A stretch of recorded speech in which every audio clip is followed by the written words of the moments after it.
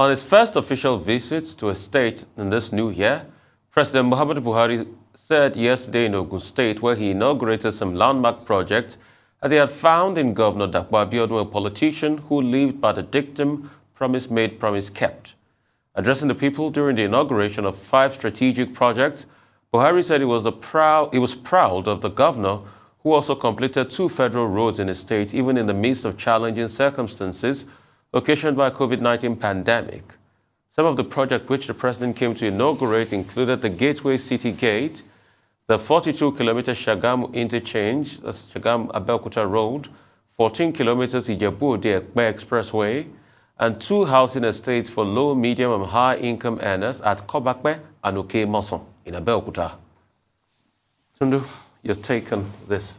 Well, I think it's great. It's a great development. Governor Abiodun, who is our governor, we're all from Ogun State, has his Ishaya agenda, and this is the I in that acronym, infrastructure. So this is really good. You're smiling because I said Ishaya, because what we talked about the other day. Don't tell Dr. Abati. I know you want to. Don't. Anyway, it's really great news. It was very well attended, and notable amongst the attendees were former governors of Ogun State, obviously Chief Olusegun Oshoba, and Otumba Gbenga Daniels, and obviously Senator Ibikunle Amosun. In spite of the current rift going on there with APC Ogun, I have to mention that I do hope that that shows some form of harmony is being achieved, because that's really what we want. So yes, beyond that, the president inaugurating projects and is expected to return to Ogun State to inaugurate even more, according to the governor. So good job there. Dr. Batim? Okay, for me, the big takeaway from President Buhari's visit to Ogun State is the timing. The timing was not a product of strategy. I think it was fortuitous. And perhaps from the point of view of the strategies of the president, expedient. His visit to the family of the late Chief Ernest Shonekon, Oladende Shogunle Shonekon, he paid a visit, a condolence visit to the family.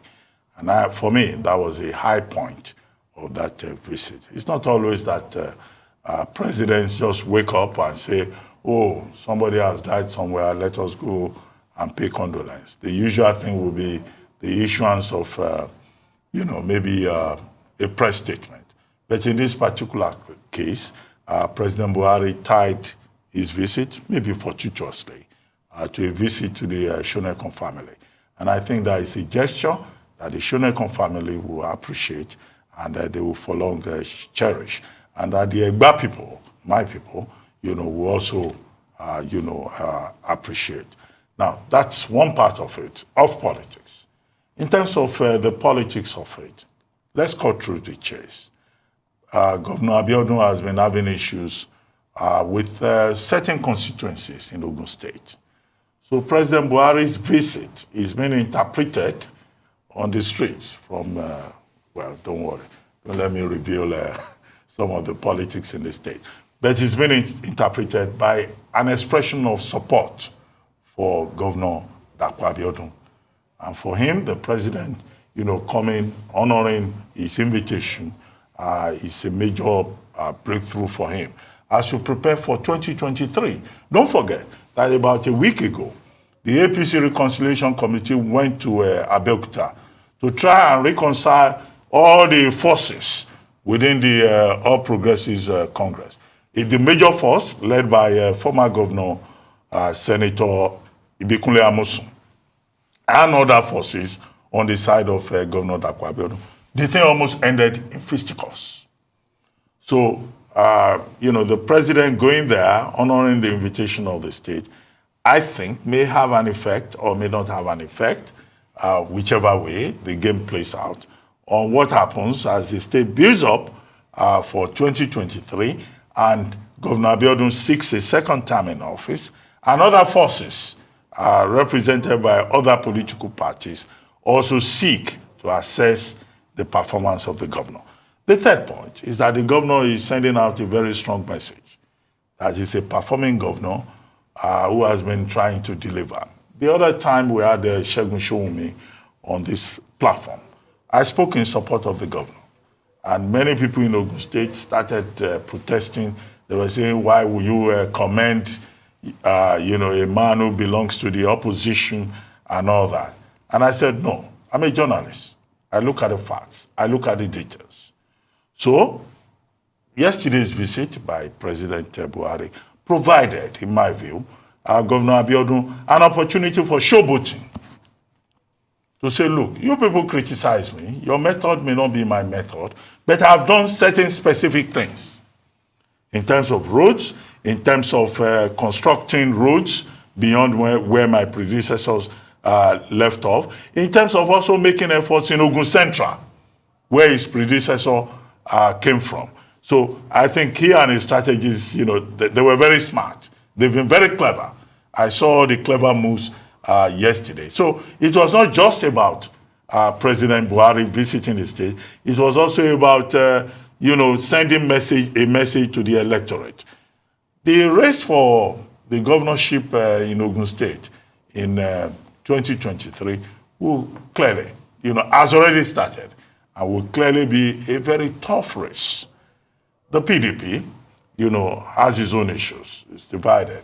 I don't want to comment on that so that I don't sound like I'm supporting one group or one person against the other or one tendency or taking certain historical antecedental positions. But even the APC is divided right down the middle.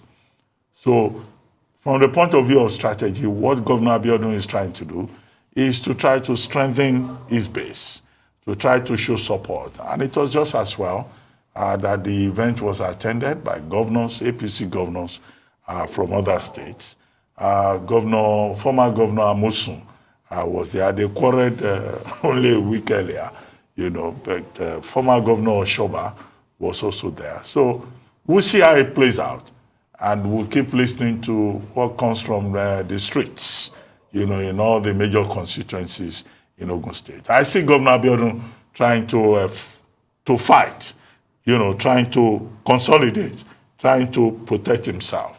And I see this, more or less, where maybe President Buhari doesn't see it, as some kind of endorsement.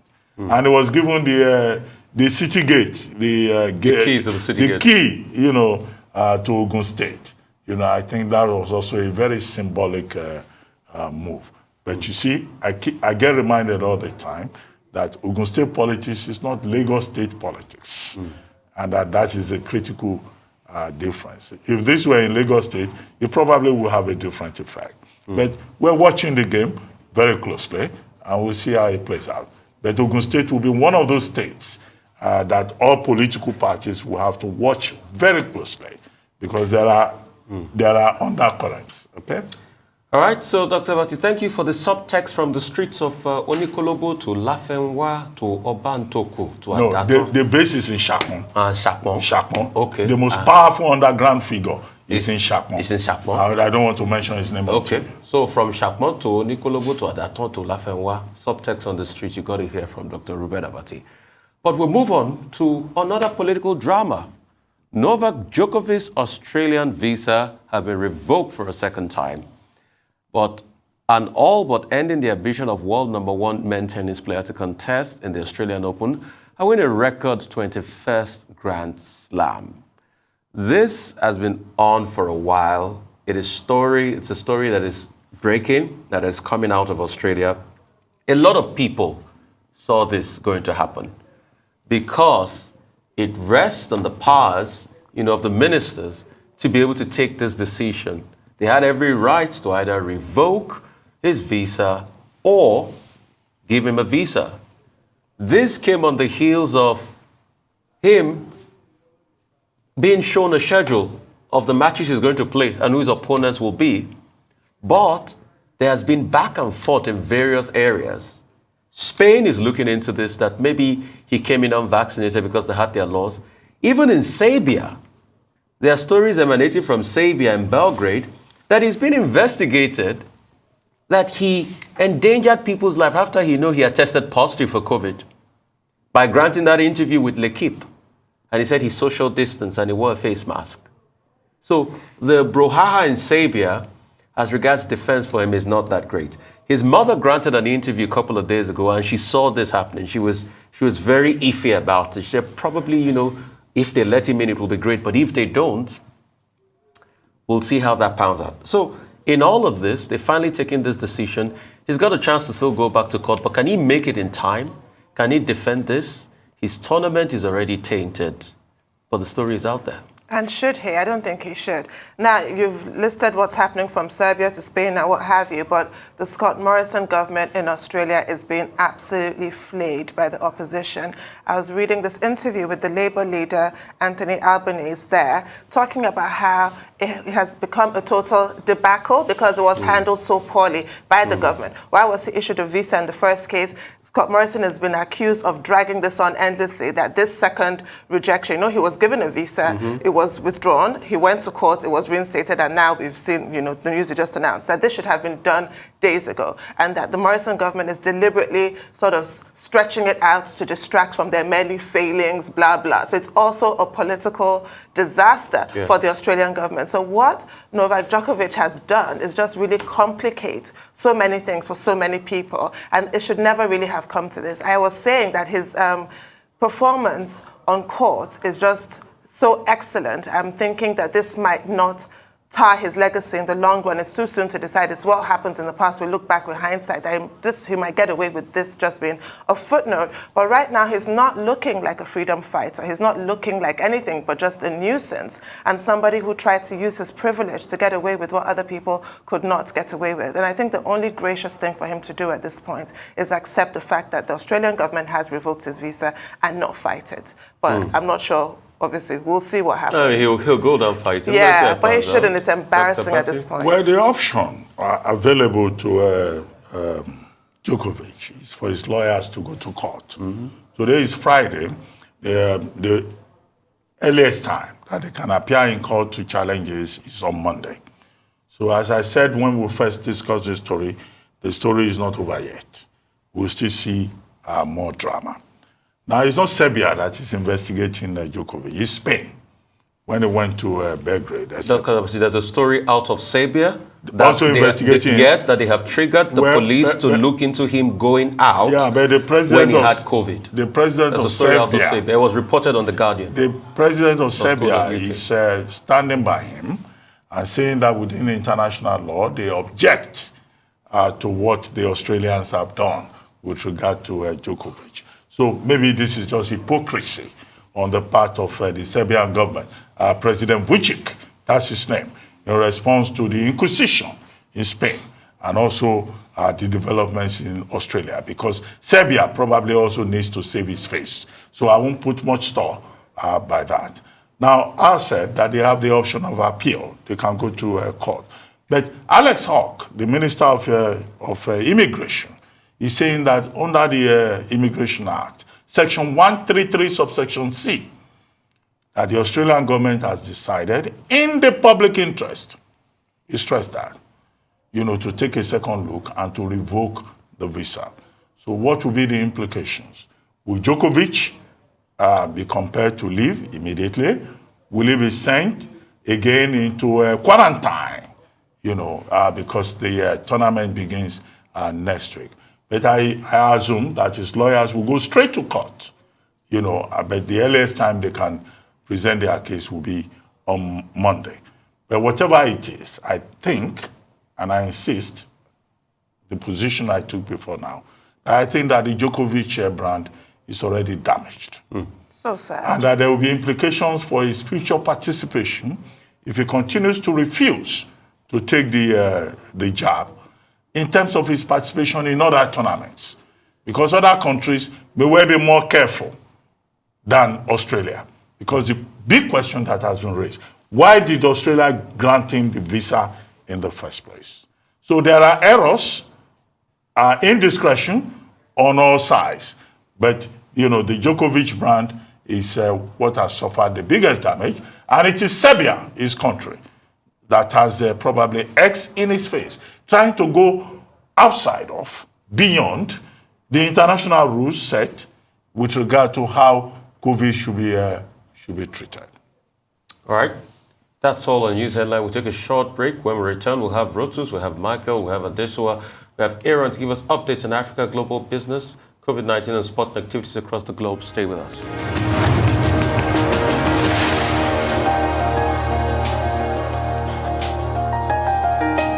Welcome back to the morning show here on Arise News. Our dependable Rota Sadiri is here to give us an African business update. Good morning, Rota. Good morning, Tundu. Good morning, Rufai. Good morning, Doctor. Yes, we begin with stocks. I haven't talked stocks much on the show, I guess because the exchange, 50% return back in 2020, 56% return in 2021. But it's interesting, Zenith Bank, for the first time in, I think, about 11 years now, has passed, well, as of yesterday, January the 13th on the Nigerian Stock Exchange. As far as share price is concerned, Zenith is in blue. It's right at, if you look at that chart, it's just a smidge above GTCO. Of course, former GTB, now holding company GTCO, which is in orange. It closed at, I think, 25.50, 25 Naira 50 kobo is where Zenith closed. Yeah, there it is. And then GTCO closed at 25.45. And again, this hasn't happened since 2011. Now, it's an interesting occurrence because if you look at earnings performance for both banks, Zenith has been outperforming GTCO.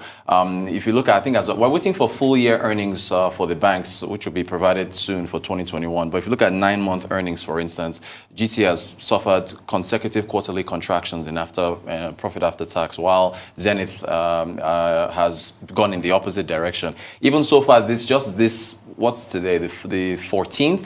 Just this year alone, Zenith is up about 2%, while GT is down about 2%. Now, GT has been a bellwether stock for the exchange. Lots of offshore holders of the stock. It's been, as I said, a bellwether that you can use to gauge not only how the exchange is doing, but generally how investors feel about Nigeria, because these are two well-run tier one banks. But of course, they just went to the holding company model. There's still cost issues they've got to work out. You've seen kind of the decline in profits for GTCO, while Zenith has been on the ascendancy. It will be interesting to see if this is maintained.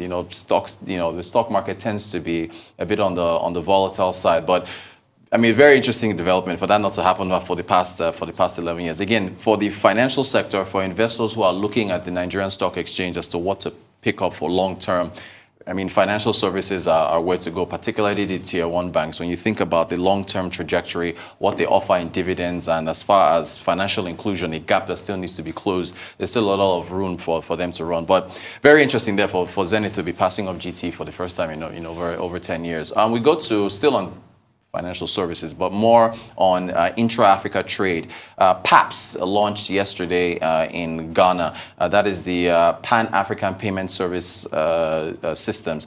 And with this, when we got an MFLA, was present here, a number of members of the African Union, the African Continental Free Trade Area.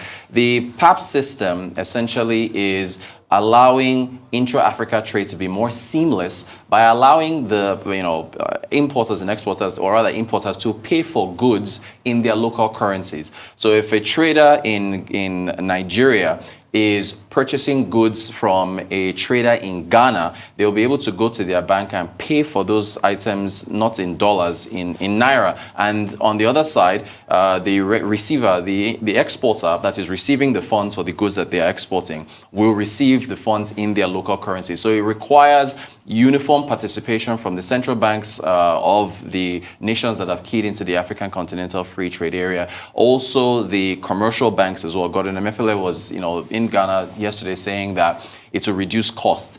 The costs of having to search for foreign exchange, the previous way it was done, to be able to pay for goods that you're importing, on an annual basis, I think it's about $5 billion.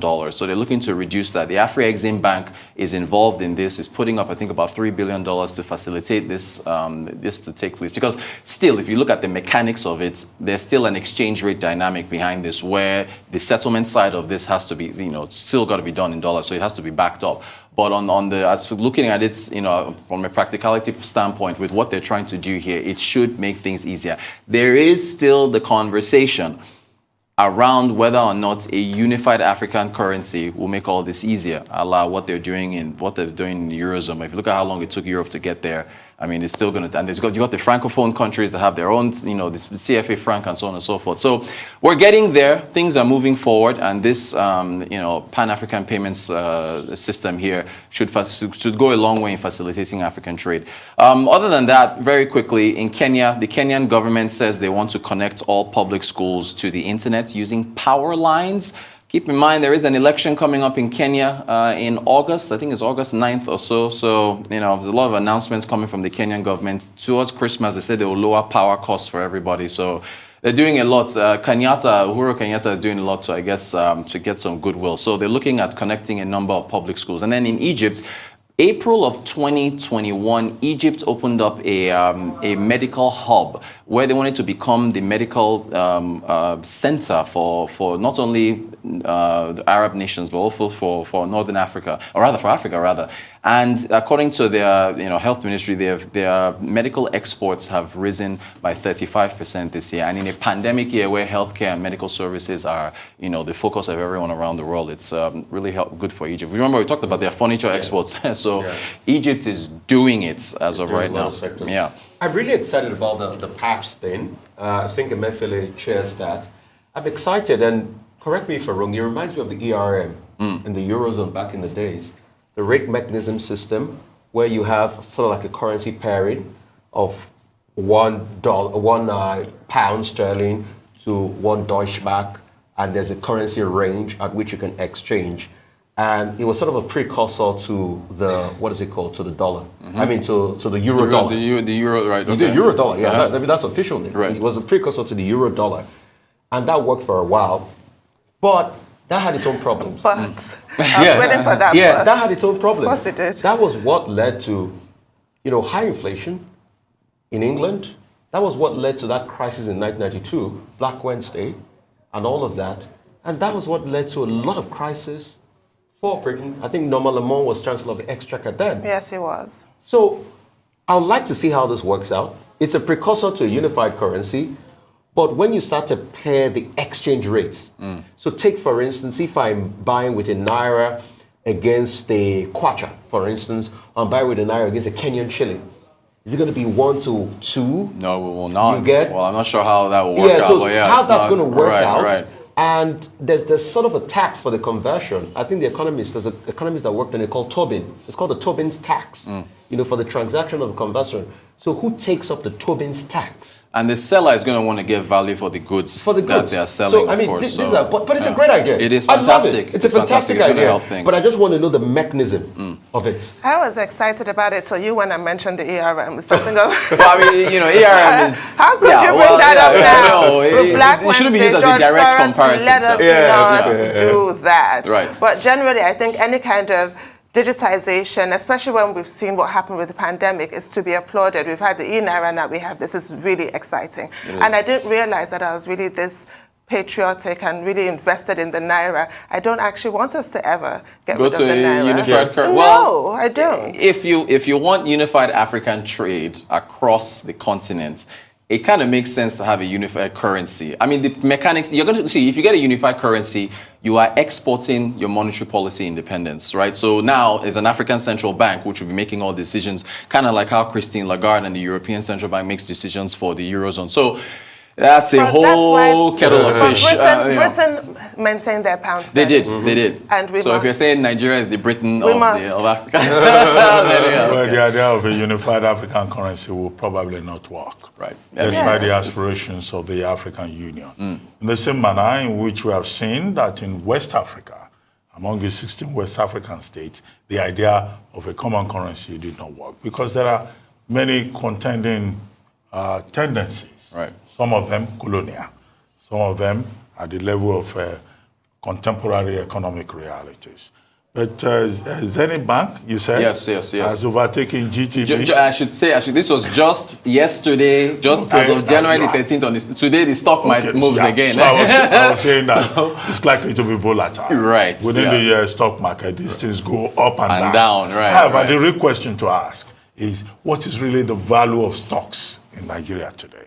With the onslaught, with the distortions within the economy, with COVID-19, there are persons who will tell you that the value of their stocks maybe 2-3 years back was what this big amount. Right. But all of a sudden it's gone down. What is it that we need to do, right, to re-energize the economy in such a way that that kind of investment will be of greater meaning and value to the average Nigerian? If you put your money in the banks, yeah, the interest rate for deposits has gone down. Right. Inflation is off the roof. So, I mean, I'm not so bothered about my Mercedes is bigger than yours competition Right. within the stock exchange. Yeah. I'm more concerned about the value that goes to the average individual. And as for Egypt, pharmaceutical exports up by about 35%. And with the medicine regulator agency director in Egypt saying there is no drug in the world that Egypt cannot produce. Now, what lessons can we learn in Nigeria from that? Here in Nigeria, we hear about the pharmaceutical companies needing support and all of that. We have all the big pharmas here, but they've gone down. The president of the Pharmaceutical Society of Nigeria, I think it's Mr. Mao Abunwa, you know, if he's no longer the president, he's the leading figure there. He has been on this program to plead for government-private sector support. Yeah, we hear about it, but we don't see it in real terms. And yet, at a point in this country, Nigeria was like the hub for pharmacy in Africa. So what has happened? For me, that's the big issue with regard to you celebrating Egypt and the achievements of Egypt in the pharmaceutical industry. I think we can do the same here, and we do not need to reinvent the wheel to do so. We're completely out of time, Brotus. Thank you so much. Thank you. Moving on to more business updates, Michael Wilson joins us now from London. Good morning. Good morning. Good morning. Yes, so basically those inflation worries, interest rate worries, and all the rest of it really undermining markets as we come to the end of this week. Stocks in Japan led losses as far as Asia Pacific's concerned. It fell nearly 2%. The topic's down about 2% as well. Hong Kong's index fell too. Mainland China stocks, well, they sort of struggle for direction really. Shanghai Composite down about 0.32, about a third of a percent. Meanwhile, South Korea's bank raised its interest rates to, surprisingly, to the level that it was a quarter before the pandemic. So that's another central bank moving to try to get a handle on inflationary pressures. Citi is selling its retail businesses in four South Asian countries: Indonesia, Malaysia, Thailand, and Vietnam, to Singapore lender, which is called United Overseas Bank (UOB). It's looking forward to a total net asset value of $4 billion. So, in other words, it's saying a lot for consumer spending as far as their retail thing is concerned. China's exports up; they beat estimates, but imports didn't.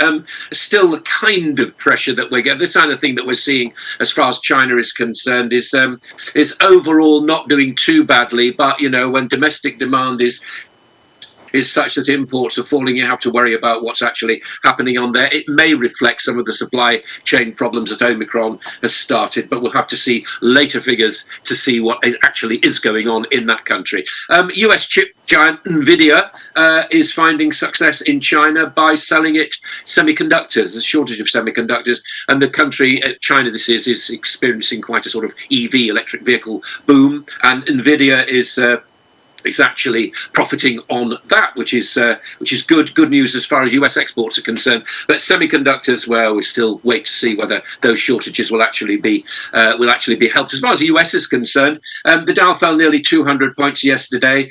Still, these worries about big tech stocks and so on, worries about growth, worries about inflation. Amazon, Facebook, and Snap actually fell, and Virgin Galactic slid as well. It's all really about where consumer demand is going to come from, and tech stocks having actually, what one dealer was saying this morning, this is a good one: when the Fed is not your friend, then you sell rallies. And I think that's really what's been going on in the United States. Joe Biden has nominated 3 more Fed executives to the Fed, so this makes it the most diverse in terms of men and women in the Fed's history. One particular woman, Sarah Bloom Raskin, she is in charge of supervision, which is a very, very powerful regulatory role. So that really will put the Fed into a very, very strong position, controlled by Democrats, it looks like now. Russia. Now we've had the gloomy diplomatic talks have not really succeeded in doing anything between NATO, the US, and Moscow, and the Russian ruble fell on that. As you know, there are 100,000 Russian troops on the border of Ukraine at the moment, and Putin has said that there will be dire consequences, grave consequences, if his push for security, what he describes as security guarantees from the US, does not succeed. These are loud voices, but that diplomacy failed this week. Just a brief update on Turkey.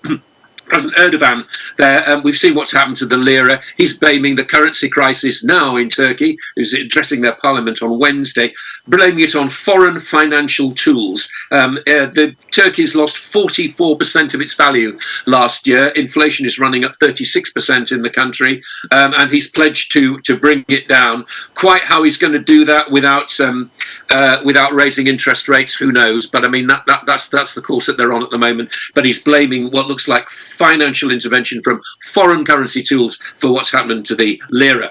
As far as the UK is concerned, the Queen has now sent stripped Prince Andrew of his remaining royal affiliation, so he's basically out in the cold until these sexual accusations are actually sorted out. Looks like in an American court.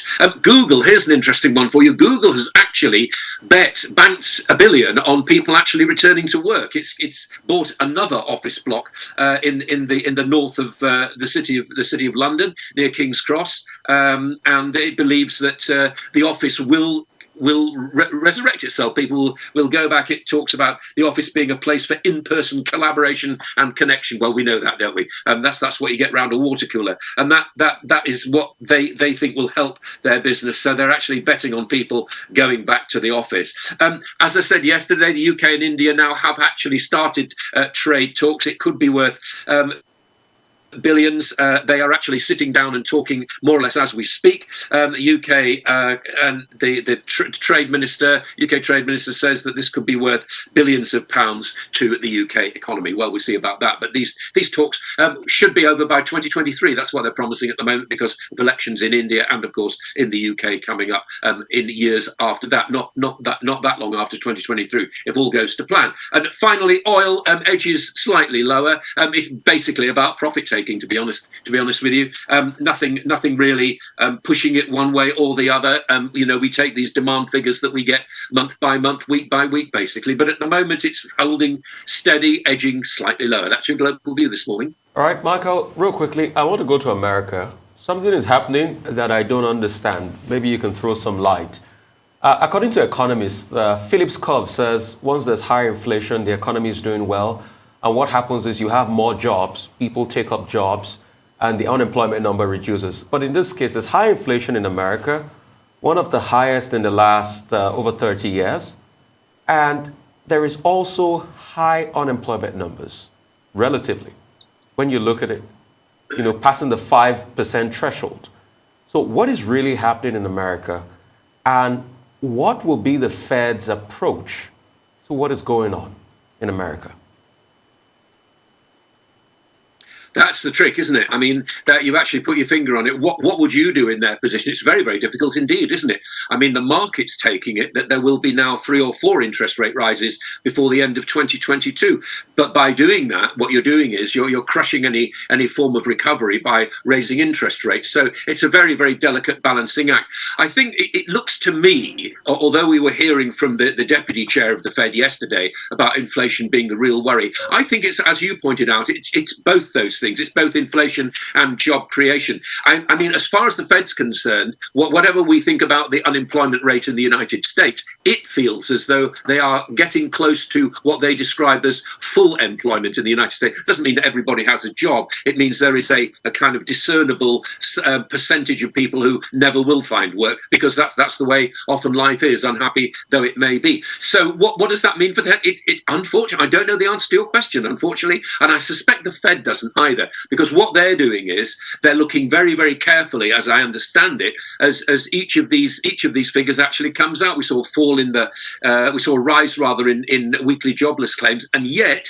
the long term outlook for employment is not too bad in the United States. I really think the key to it, and we'll be talking about this no doubt in the coming months, is this infrastructure scheme. What that actually adds to jobs and adds to the efficiency, including broadband, of the US economy. I think once we get a measure of what's actually going on with that, rather than just being a kind of midterm promise from a president who's looking to internal voters, but actually getting people back into work, getting to building America again, I think we'll have a clearer view. I'm sorry I can't answer your question directly. It's one of those things that just evolves, unfortunately. Okay, Micah, I know you don't like to talk politics, but I have a political question for you. You may not address it, since I know that you don't discuss politics. Is the party over for Prime Minister Boris Johnson? A big question. I don't know whether you want to talk about it. But I would like to ask you about South Korea. South Korea has had the fastest pace of interest rate hike in the last 6 months. Third time in 6 months. It's now at 1.25%. What kind of example is South Korea setting in that regard? And then the Supreme Court judgment, I think it was 6-3 on the issue of the vaccine mandate for businesses that employ more than 100 companies. Is this a victory for business, or it is a victory for the common good, in your view? And then, of course, the fact that healthcare workers, the justices, their lordships voted 5-4, to support the Biden administration, even if President Biden has already said he is disappointed by the decision of the Supreme Court to block the mandate with regard to businesses that employ more than 100 employees. What's your take? My take on, well, let's do mandates first of all. I think they're very dangerous things to have, actually, because I can quite see how some people in the United States might feel as though it's the dead hand of government, extending into business and extending into their lives. And they do, whether they like it or not, live in a democracy for all its good and all its bad, really. It's the least worst system. So I feel that mandates are one of those kind of things that we find ourselves moving towards. It's certainly sort of happening in this country. I mean, what you're seeing here is companies like IKEA and Next, and there's one other name just slips from my memory, but there are three. Oh, it's Next. Next, I think it's Tesco. It might be Tesco. It doesn't matter anyway. There are three major companies which are moving towards saying to people who are off sick, unless you're vaccinated, then we won't give you company sick pay. We'll just do the legal minimum. Now, these are all sorts of things creeping into personal freedoms. I mean, I think our lives may not be affected this, but certainly our children and grandchildren will be looking back at the way that democracies actually turned when they saw this pandemic, which is affecting all of us, whether we like it or not, in a global sense. As far as Boris Johnson is concerned, all right, here's what I think will happen. He may well escape. I think the parties are certainly over. What was actually going on there? Well, he apologised yesterday. More details of other parties have come out this morning. I think what this is all about, again, it's a democracy, isn't it? It's when the person in the street starts to lose trust with leaders. I do think the jury is out. The jury is in the court of public opinion. Prince Andrew is guilty. In the court of public opinion, the balance is weighed one side or the other about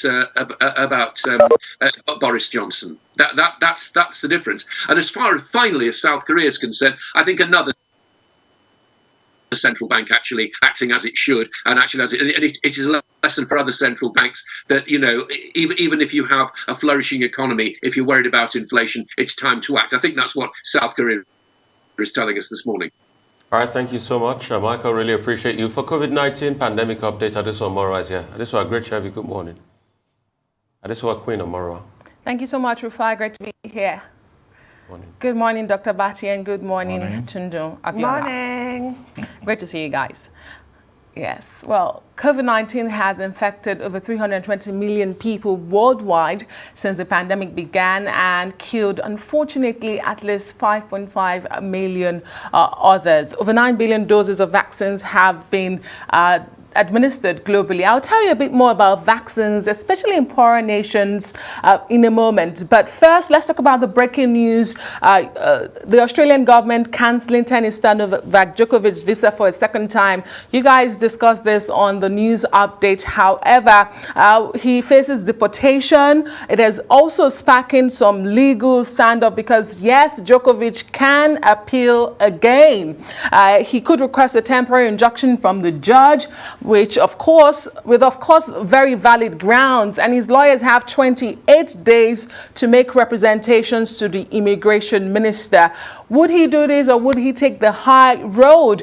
It's been a hugely controversial case in Australia and of course the rest of the world. And yes, Dr. Bati, Djokovic is under investigation in 3 countries, including his own country, Serbia, Australia, Serbia, and Spain. Like I said, it's been hugely controversial around the world and not just in Australia alone. Moments ago, we had a response from the president of the ANAP Foundation, COVID-19 think tank, Mr. Atedo Peterside. If we can have that tweet up. He reacted in the last few minutes saying that he praises the decision as being great. He adds that the tennis star excuse of error by his team is laughable. That's from the president of the ANAP Foundation COVID-19 think tank in Nigeria, Mr. Atedo Peterside. We've seen world number 4, Tsitsipas, also reacting, saying that Djokovic's behavior makes every other person looks like a fool. So it's been very controversial. And of course, those looking forward to him playing at the Australian Open would wish for him to stay behind. But let's see what the next step would be for both Djokovic and the Australian government. And to Nigeria here, where we take a look at the data in the last 24 hours. Well, 423 new COVID-19 cases and no deaths were recorded in the country. And for vaccination, the NPHCDA continues to rank governors and their states in the mass vaccination performance. And here's the latest rankings. Zamfara has now displaced Oyo State as the 4th most performing state when it comes to mass vaccination towards vaccinating 50% of the eligible population in each state. Adamawa, Enugu, Kano, Kebbi, as well as Yobe states, we are told, have moved forward by at least 3 steps on the rankings. Well, Nasarawa has now vaccinated 70% of its eligible population. I guess a lot of states need to go to Nasarawa to find out what they are doing right. It's taken the number 1 position, followed by Jigawa at 57%.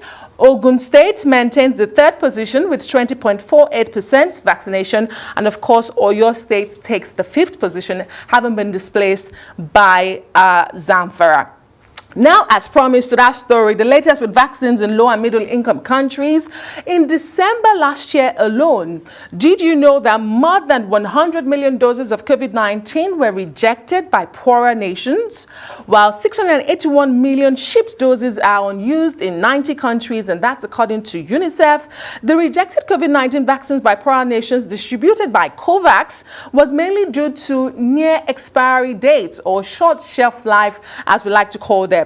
Poorer nations have also been forced to delay supplies because they have insufficient storage facilities, and that's according to the UNICEF official who was speaking to European Parliament officials yesterday. Meanwhile, good news. Africa's top health body, the Africa Center for Disease Control, has initiated talks with Pfizer about bringing in supplies of its antiviral Paxlovid treatment pills for COVID-19 to the continent. This was made known by John Nkangasong, who is the Africa CDC director. Well, Pfizer, who's the drug maker, says this drug is nearly 90% effective in preventing hospitalization and deaths, and data suggests it actually retains its effectiveness against the highly infectious Omicron. Well, it comes on a day the WHO Africa revealed that the African continent has exceeded 10 million COVID-19 cases since the start of the pandemic and lost over 230,000 Africans to the virus. Officials say the death rates rose by 64% during the past week, mainly due to infections among people at high risk.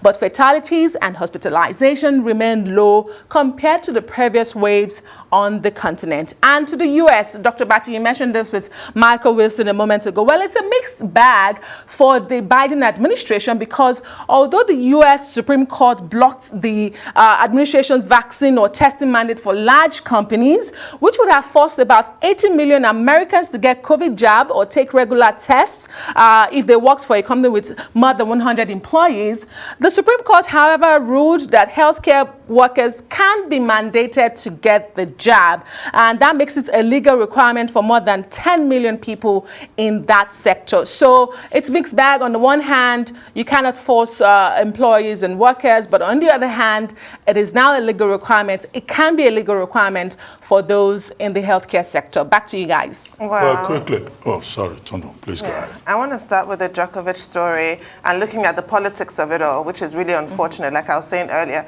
To add to that, Australia is now in an election year. They're going to the polls at some point before the 21st of May. So Australia's government cannot afford to be seen as weak, and they cannot back down on this. It would be great if Djokovic was gracious enough to just leave their country rather than have another appeal. But in this his own argument, if you get deported from Australia, you cannot re-enter for 3 years. And what that's going to do to his career is obvious. So this is just a mess on all different sides.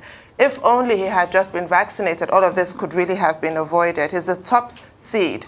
And then according to the draw, his first match was supposed to be Monday or Tuesday against a fellow Serb. But right now, it's really, I don't know what he's going to do. I would say he should just withdraw at this point. But, you know, it remains to be seen. Regarding the Supreme Court in America, I'm sorry, that whole ratio decidendi is a bit of a joke as far as I'm concerned. And back to politics, everything is affected by politics. Elections do matter, such that now the Supreme Court has a majority of conservative justices of the Supreme Court, and this is why they've ruled in this fashion. And the ruling, okay, I suppose they're sort of basing that ruling on a doctrine, a legal principle, judicial principle, major questions doctrine, which is dicey in itself. It's not up to the court to interpret in this way an act of Congress. It's not. And I think it just is a sort of, attack is too strong of a word, but it calls into question really separation of powers. Congress has their own, they've passed this act, that OSHA Act, which is in contention here. And the way they've chosen to interpret it, I think, is just narrow, deliberately narrow and deliberately restrictive, and will cause deaths. That is the bottom line. People will die. Even Djokovic's stance, this anti-vaxxing stance, is political. So this is just really the rise of the right wing and the rebellion of the right wing, protesting against all odds for their right to die and kill other people. That's really just how I see it. Okay, let me start with the ruling of the Supreme Court. Why? I mean, judicial review, it's in order. After a court has given a ruling, you look at the basis. Antonio just talked about the ratio in that case, as opposed to, what is that other thing? Which one? Obiter. Obiter, you know. So the ratio has to do with the Occupational Safety and Health Administration rule that was imposed in July, by the Biden administration.